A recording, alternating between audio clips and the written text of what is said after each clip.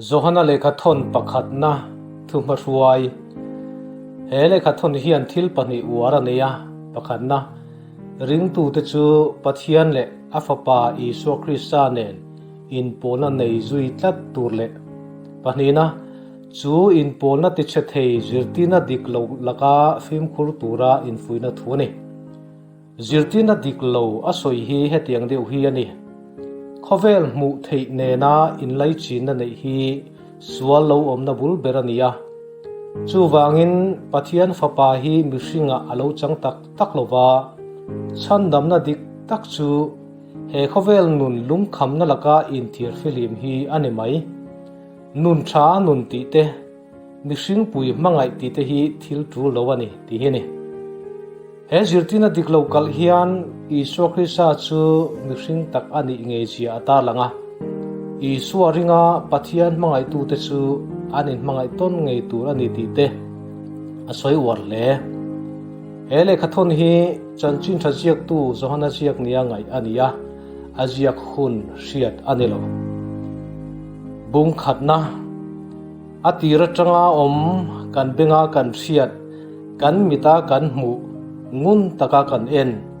kuta kan khoi nuna thu chu kan jiak ani chu nunna chu alo langa kan muta a kan puanga pa hnena om chatuan nunna kan hnena lo langta chu kan ril cheu ani nangnin min pol ve theinan kan mu le kan riat chu kan ril chewa chu kan in polna chu pa le fapa Isu Krista nena kan in polna ani sia kan lom fam kim theinan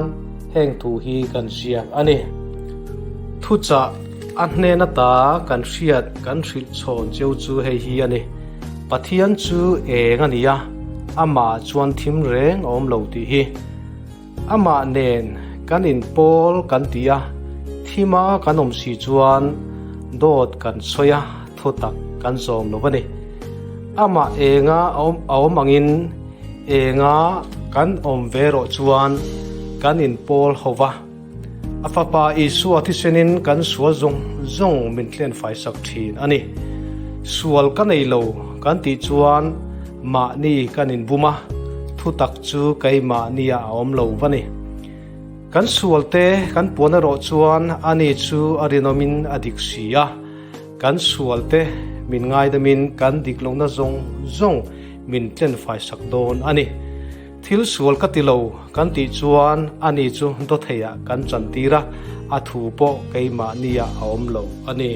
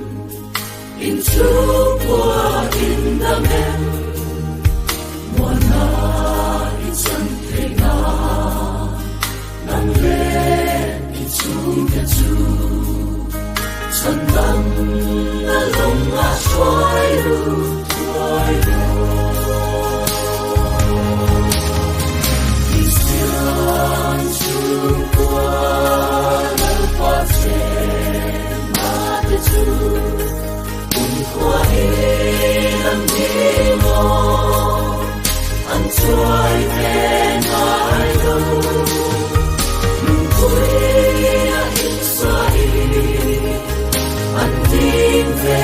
ngai lo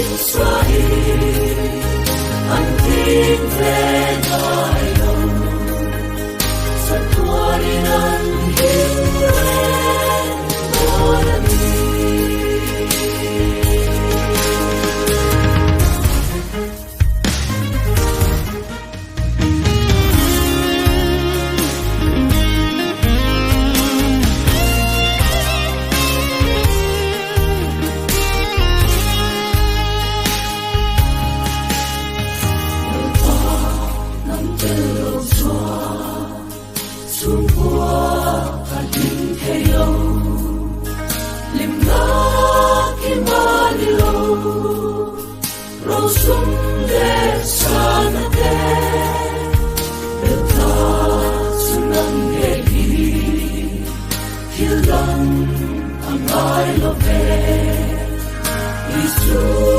na bintang